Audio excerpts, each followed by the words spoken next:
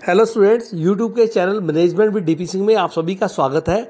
आज अपने industrial law या लेबर लॉ में the payment of wages act पर चर्चा करेंगे। मजदूरी भुगतान अधिनियम, इसे समझने का प्रयास करेंगे। देखिए, कारखानों में कुछ विशेष वर्ग के व्यक्तियों को मिलने वाली मजदूरी का नियमन करने के उद्देश्य से भारत में मजदूरी भुगतान अधिनियम बनाया गया। हम ये कहें, स्वतंत्रता प्राप्ति से पहले 1936 में यह अधिनियम बनाया गया था, 1936 में। और इसमें 1937, 1940, 48, 50, 57 और 1964, 1970, 76, 1977, 1982 और 5 में संशोधन किया गया। इसमें जो मूल इसका उद्देश्य है वो है उद्योगों में नियुक्त कुछ वर्गों के लोगों को मजदूरी के भुगतान का नियमन करना और उनकी मजदूरी के भुगतान के दायित्व का निर्धारण करना, और इसके साथ साथ उनकी मजदूरी में अनुचित कटौतियों की रोकथाम करना, उनकी मजदूरी के भुगतान के समय और माध्यम का तय करना, और मजदूरी भुगतान संबंधी प्रावधानों का पालन न करने पर उत्तरदायी जो व्यक्ति है उनके लिए दंड की व्यवस्था करना। आइए स्टूडेंट, इस अधिनियम के बारे में और विस्तृत जानकारी प्राप्त करते हैं। यह मजदूरी भुगतान अधिनियम 1936 संपूर्ण देश में लागू है, और इसके साथ साथ इसके लागू होने की जो तिथि है वो 28 मार्च 1937 है। और ये किन व्यक्तियों पर लागू होता है, ये अंडर सेक्शन 1 सब सेक्शन 4 में बताया गया है कि किसी भी कारखाने में नियुक्त व्यक्तियों की मजदूरी के भुगतान पर यह लागू होता है। रेलवे प्रशासन द्वारा किसी भी रेलवे में नियुक्त व्यक्तियों पर रेलवे प्रशासन के साथ किसी ठेके के अनुबंध को पूरा करने के लिए किसी ठेकेदार या उप ठेकेदार द्वारा नियुक्त व्यक्तियों की मजदूरी के भुगतान पर, किसी भी औद्योगिक या अन्य संस्थान में नियुक्त व्यक्तियों की मजदूरी के भुगतान पर, हम कह दें ट्रामे या बस परिवहन सेवा संस्थान जो यात्रियों को और माल को दोनों को सड़क मार्ग से किराए पर भाड़े पर लाने ले जाने में संलग्न है।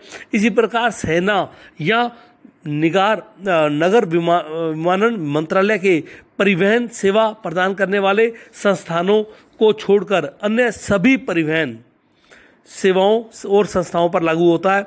इसी प्रकार डाक कर्मचारियों पर या यंत्र चालित जो अंतर्देशीय जलपान है उन पर, खान खदान और तेल क्षेत्रों पर और बगानों पर, ये सब पर ये अधिनियम लागू होता है।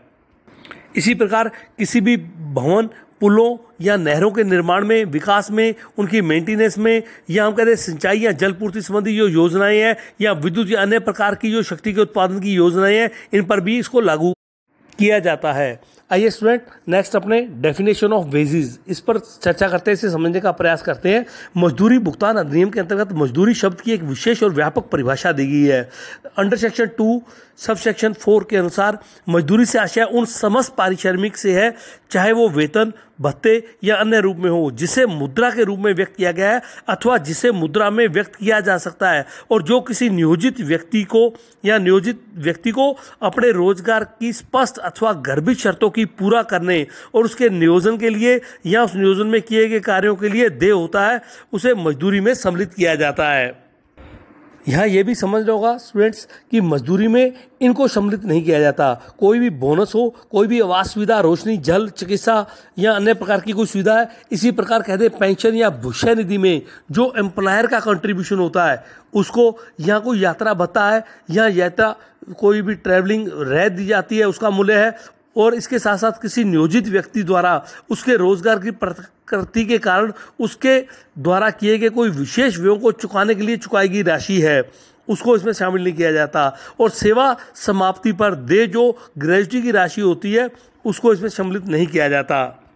आइए स्टूडेंट, इसके साथ साथ responsibility for payment of wages इस पर चर्चा करते हैं कि कौन इसके लिए उत्तरदायी होता है। मजदूरी के भुगतान का दायित्व किस पर होता है? नियुक्त करने वाले जो एम्प्लॉयर होते हैं उसका दायित्व होता है। इसके साथ साथ अपन कहते हैं किसी भी कारखाने में नियुक्त व्यक्तियों की दिशा में मजदूरी के भुगतान का दायित्व कारखाना अधिनियम के अंतर्गत उस कारखाना के प्रबंधक का जो नाम दिया गया है उसके ऊपर उसकी जिम्मेवारी होती है। इसी प्रकार किसी भी औद्योगिक या अन्य संस्थान की दिशा में जो निरीक्षण और नियंत्रण के लिए सेवा नियोजक के प्रति उत्तरदायी होता है। इसी प्रकार रेलवे में नियुक्त व्यक्तियों की दिशा में रेलवे प्रशासन, ठेकेदार द्वारा नियुक्त व्यक्तियों की दिशा में ठेकेदार द्वारा मनोनीत किया गया व्यक्ति जो उस ठेकेदार के प्रत्यक्ष नियंत्रण और अधिकार में कार्य करता है। इसके साथ साथ नियम में यह भी स्पष्ट किया गया है कि अंतोगत्वा जो दायित्व है मजदूरी के भुगतान का वो सेवा योजक का ही रहता है। यदि ठेकेदार या सेवा नियोजक द्वारा मनोनीत व्यक्ति मजदूरी के भुगतान में त्रुटि करता है तो सेवा योजक ही उसके लिए उत्तरदायी होता है। स्टूडेंट नेक्स्ट आता है फिक्सेशन ऑफ वेजेस पीरियड। इस अधिनियम में जो एम्प्लॉयर है उसका एक दायित्व है कि मजदूरी भुगतान की अवधि निर्धारित करने का दायित्व उसका होगा। प्रत्येक सेवा योजक को मजदूरी भुगतान करने के लिए उत्तरदायी, यहाँ पर कहते हैं एम्प्लॉयर को उत्तरदायी ठहराया गया है और मजदूरी के भुगतान की समय अवधि वही निर्धारित करेगा। इस समय अवधि को इस अधिनियम में मजदूरी समय अवधि या वेजेस पीरियड के नाम से बताया गया है। सेवा योजक या एम्प्लॉयर कोई भी मजदूरी समय अवधि तय कर सकता है, किंतु इस अधिनियम में व्यवस्था है कि वो मजदूरी समय अवधि 1 माह से अधिक किसी भी स्तर पर नहीं हो सकती। स्टूडेंट नेक्स्ट इसमें आता है time of payment of wages.